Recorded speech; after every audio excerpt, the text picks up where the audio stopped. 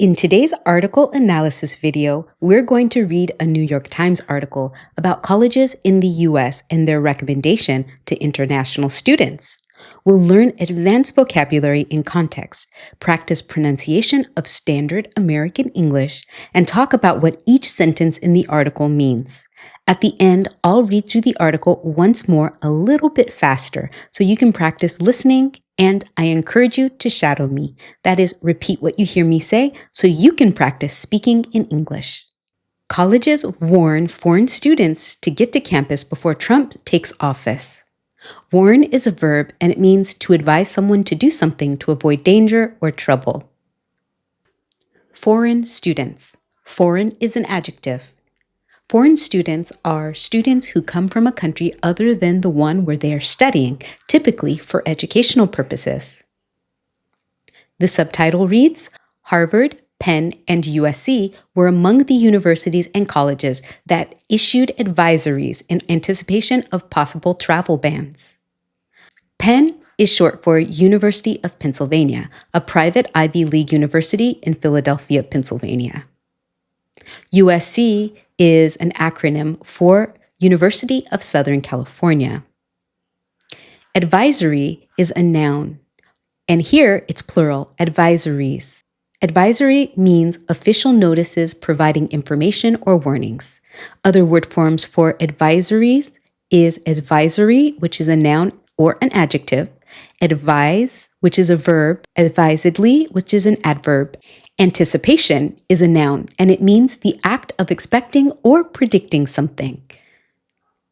Other word forms are anticipate, which is a verb, and anticipatory, which is an adjective. Possible means able to be done or occur within the limits of ability or reality. That means it could happen, but it isn't certain that it's going to happen. What this sentence means is that Harvard, Penn, USC, and other major universities and colleges in the United States are recommending that their students get back to campus before Trump takes office because of travel bans. Now, the word travel ban here is referring to the infamous travel ban that Trump issued during his first presidency. He limited and eliminated the number of people who could come into the United States from some countries. Let's read the first sentence. With students at many colleges wrapping up final exams this week and preparing for their winter break, a number of schools, including Harvard, USC, and Cornell, are advising their international students to return to campus before President-elect Donald J. Trump is inaugurated on January 20th. Advising means to offer a recommendation or suggestion. And international students, that is students that are from countries other than the US, but who are studying here in the US.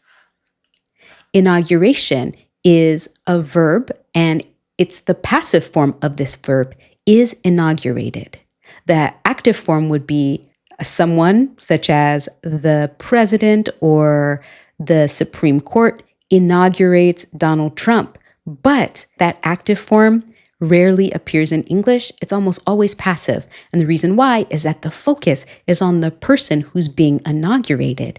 In this case, that's Donald J. Trump. When inaugurated isn't being applied to the presidency, it means to formally begin or introduce a system, policy, or period. You might say the inaugural voyage of a ship or a boat, or the inaugural class of a certain school or a certain program. Other word forms for inauguration or inaugurated are inaugural, which is an adjective, and inauguration, which is a noun. There's this really long prepositional phrase at the beginning of the sentence.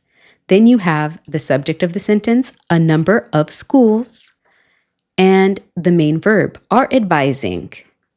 That is because it's an ongoing situation. That advice continues.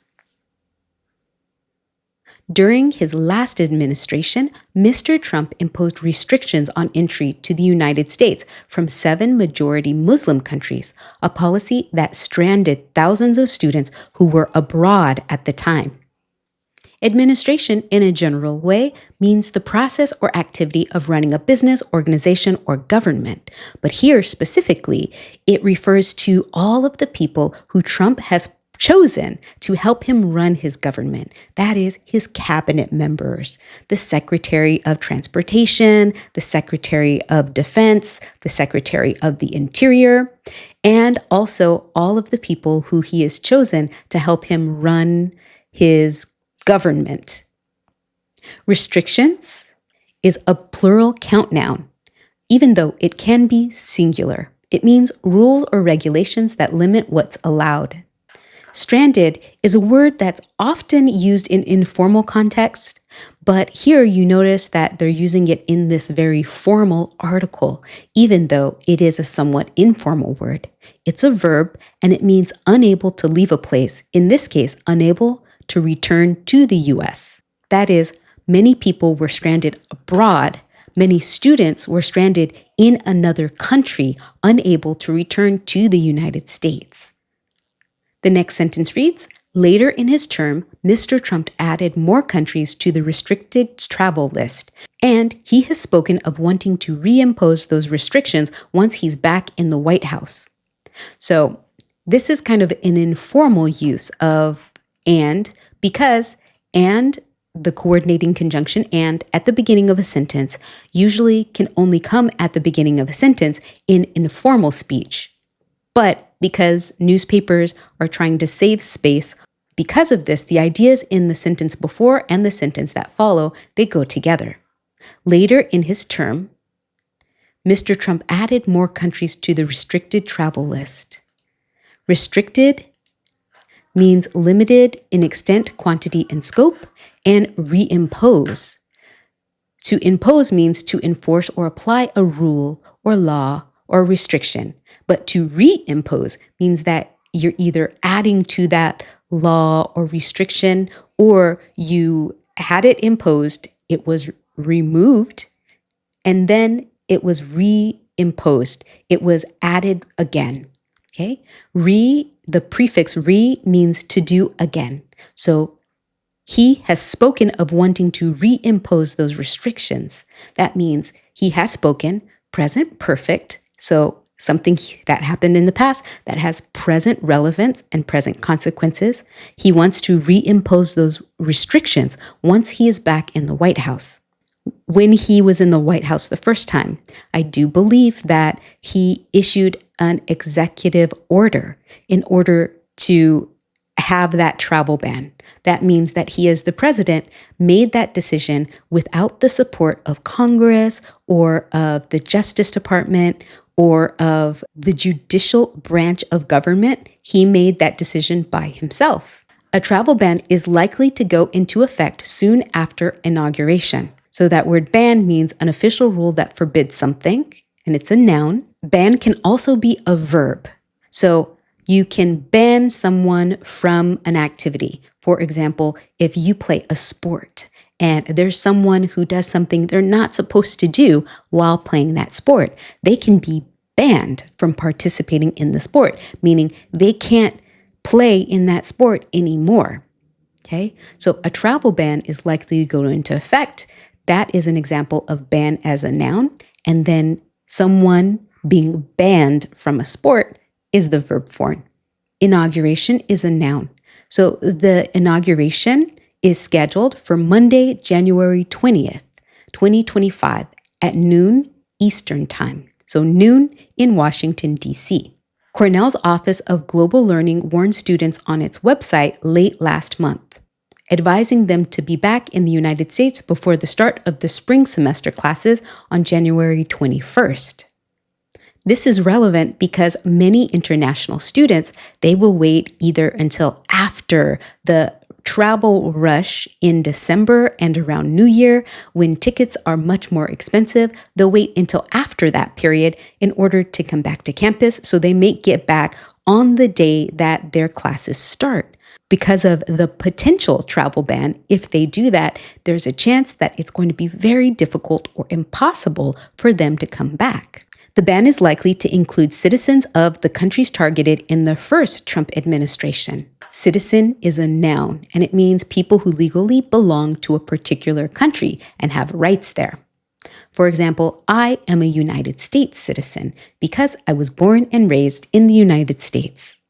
Here in the US, if you're born in the United States, you are a citizen. If your parents are American citizens, you can apply for citizenship. Citizenship is the noun form of citizen. Citizenry is also a noun, but citizenry is a much more formal noun. It refers to all of the people who are citizens inside of a specific country, and it's not used that often. Citizenry is rarely used. It's much more formal. Targeted is the past participial. Here, this past participial is used as an adjective. So, targeted, countries targeted in the first Trump administration. This can be written in a different way. It can be written countries which were targeted. Okay? And then if you just get rid of the which were, you have targeted. Other word forms of targeted are target, which can be a verb or a noun. The countries are Kyrgyzstan, Nigeria, Myanmar, Sudan, Tanzania, Iran, Libya, North Korea, Syria, Venezuela, Yemen, and Somalia. When Trump implemented a travel ban the first time he was president, these are the countries whose citizens were prevented from traveling to the US, or it was made very, very difficult for citizens from these countries to travel and come to the US. New countries could be added to this list, particularly China and India. Particularly is an adverb, and it means used to single out a specific instance, person, or thing over all others. ly is the ending that's very common for adverbs. Now, not all words that end in ly are adverbs, but it's very, very likely that a word that ends in ly is an adverb. Colleges are also warning all students to prepare for possible delays at the border and in the processing of paperwork. Delays is a noun, and it's a plural noun here, even though it is a count noun. To cause someone or something to be slow or late. That's what delay means. Processing is here a gerund. That is the progressive form of a verb, the continuous form of a verb used as a noun. You can tell that it's a gerund because there's an article in front of it, there's a preposition after it. Now, in order to complete the meaning of this gerund, the processing, you have to add a complement. Here, it's paperwork, because processing means a series of actions in order to achieve a result. In the context, you would have to know what was being processed. Here, we need to know it's paperwork. Paperwork is being processed. Paperwork is also a noun. And of paperwork, that prepositional phrase describes the processing. What is being processed? It's paperwork. Paperwork means documents and forms needed for administrative or legal purposes. What this means is that students should be prepared for things to take longer. That is, the delays. For things to take longer at the border. The border may be because they're driving across the border from Canada or from Mexico, or once they fly in when they're going through customs. When they're going through customs, it may take longer because of additional paperwork or documents that they might need. Examples of paperwork might be bank statements, passports, birth certificates. They might need letters from their school indicating that they're actually a student there. These are examples of the kind of paperwork that they might need to provide. Budget time ahead of the semester start prior to the January Martin Luther King holiday. Harvard advised on its website for international students who have concerns. Now here, this sentence, budget time. That verb voice is the imperative, budget time. What's you could add in is you should budget time or you must budget time. But instead, it's an imperative, budget time, and it's understood that it's you international students, who should budget time. Budget means plan for how to allocate financial resources or plan for how to allocate your resource, which is your time here, right? Budget time. Budget time ahead of the semester start. Semester is a half-year term in an academic calendar. So collocations are fall semester, spring semester, and summer semester. That's because a semester assumes that a year, an academic year, is broken up into 2 terms, fall and spring. Now, there's also a summer term, but the summer term is optional at most schools and for most programs. Not always, but typically it's optional. January Martin Luther King holiday. Well, the Martin Luther King holiday is always on the 3rd Monday in January every year. And this year is on Inauguration Day. So it's going to be on January 20th, just like Trump's inauguration is going to be on January 20th.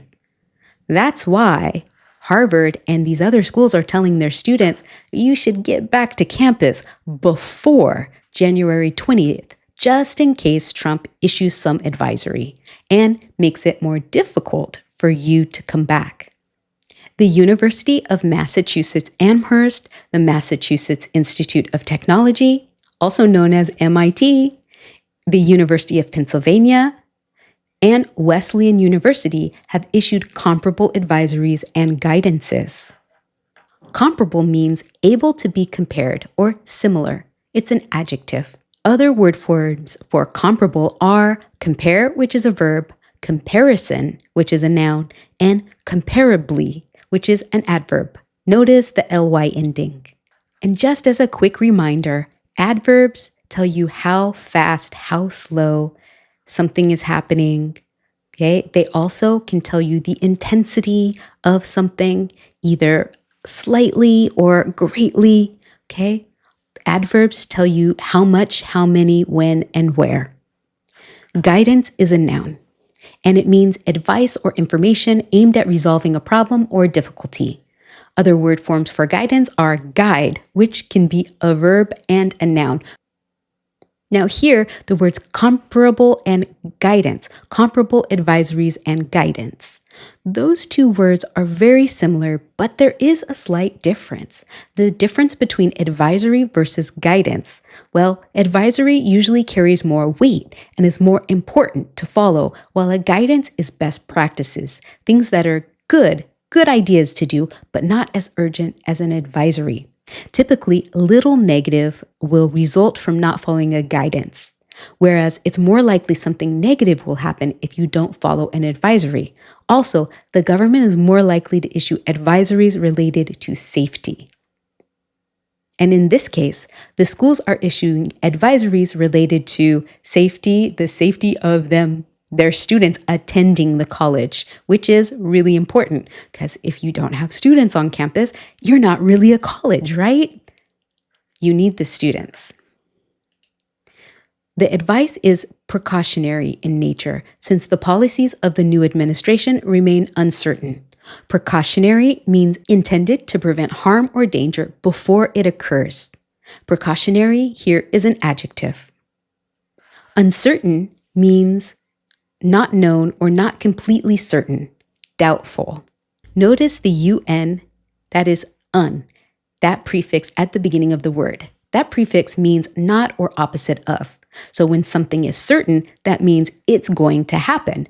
Whereas when something is uncertain, that means it's not known if it's going to happen. The advice is precautionary in nature, means we're just letting you know just in case. Since the policies of the new administration remain uncertain, means we cannot guarantee whether this will go into effect or will not go into effect, because we can't be certain of the future.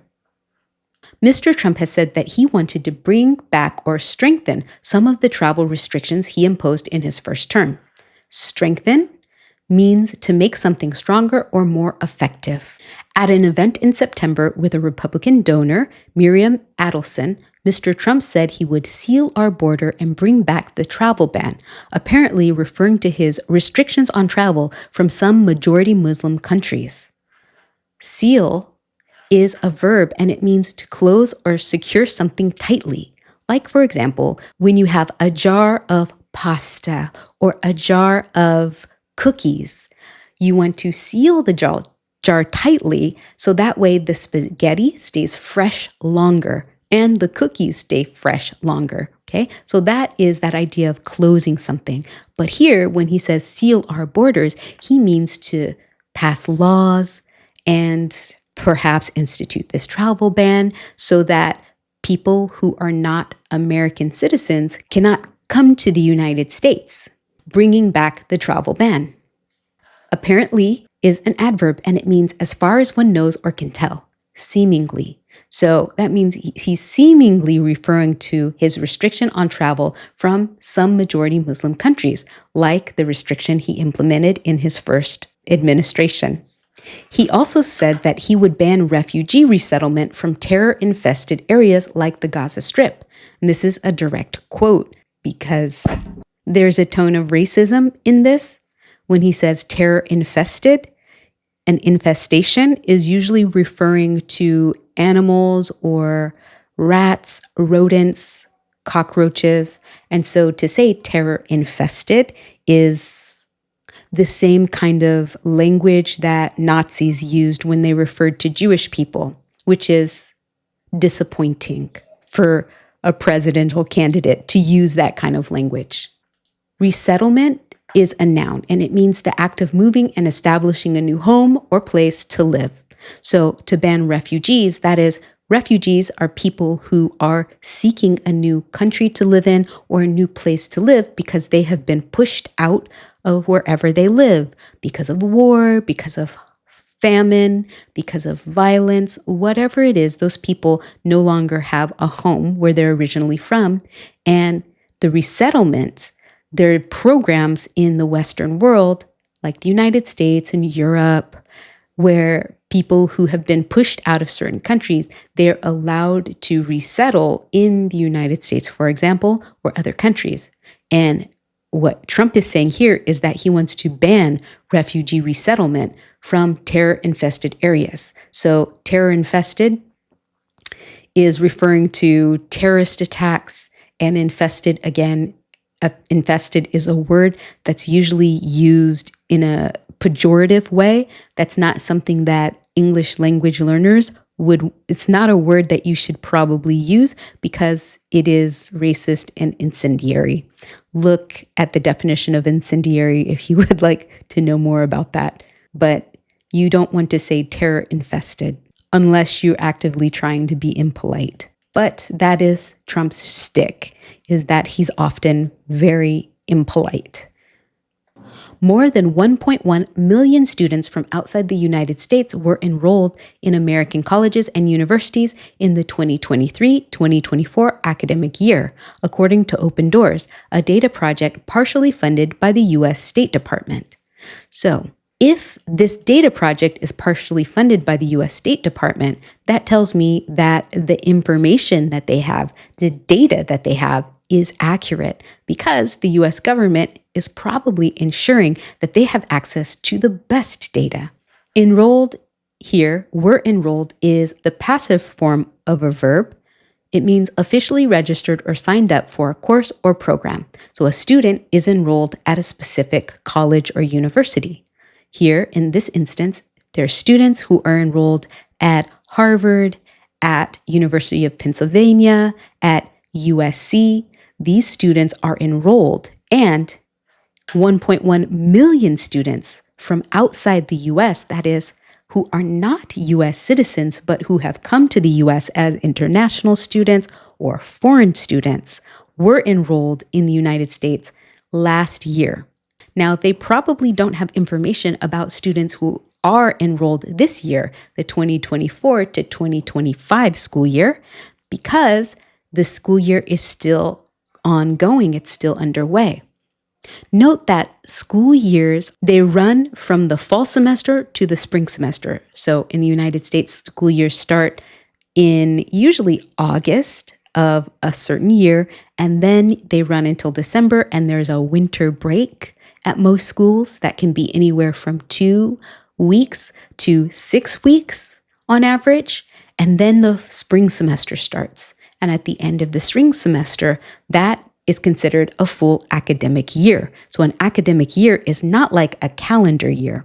A calendar year runs from January to December. An academic year runs from August or possibly early September until May or June. And if you do summer school, then it's going to run all the way until July or August. Partially is an adverb, and it means to some extent, not completely.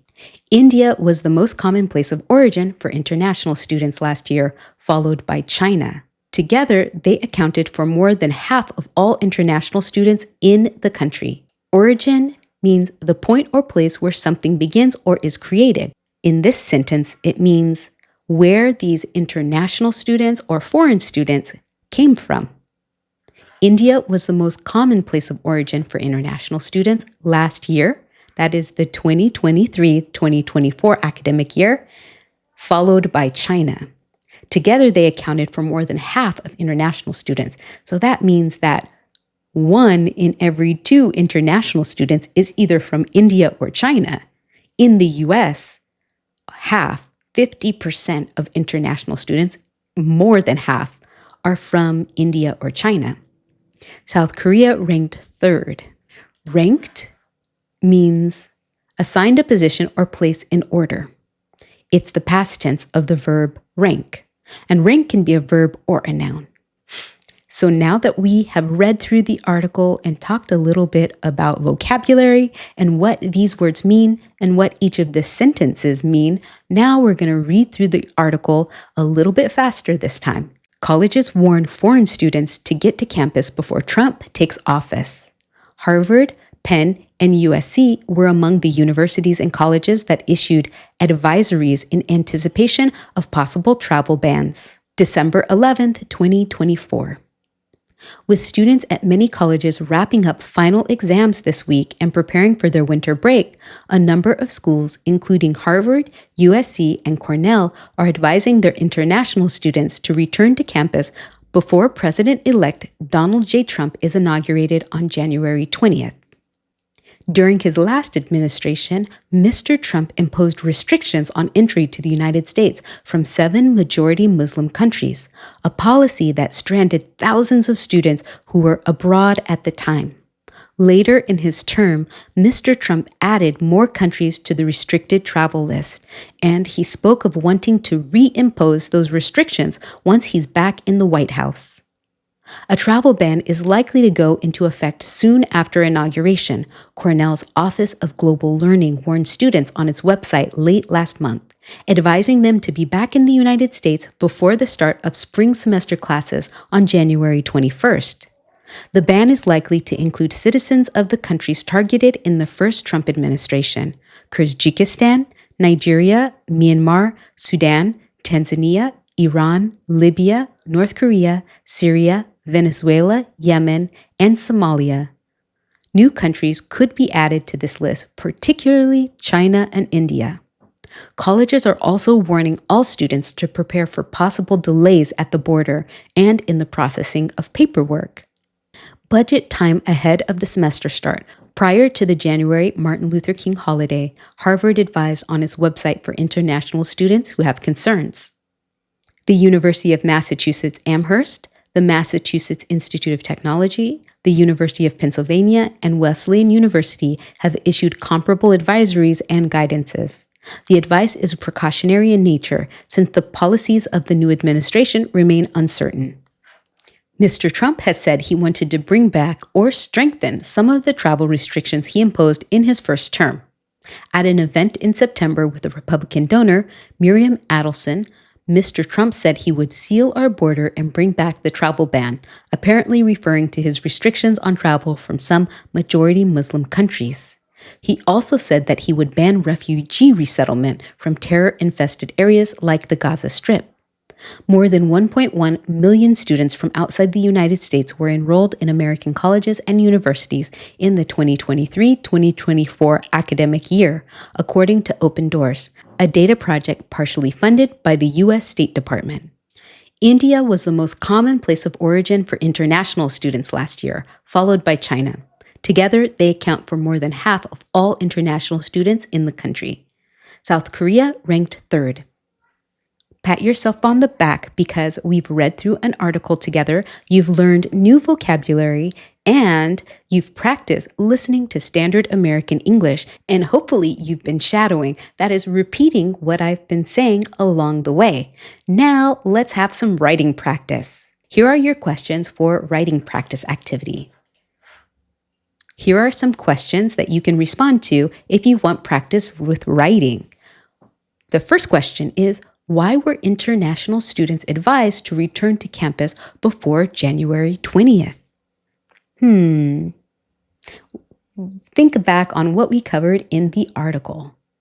The second question, do you think this is a good policy or do you think this is a bad policy, and why? Add your responses in the comment section and I'll respond to some of them. Consider liking this video and subscribing to help support our channel and to stay up to date on the latest from Maro Language Lounge. Consider liking the video if you found value in what you watched.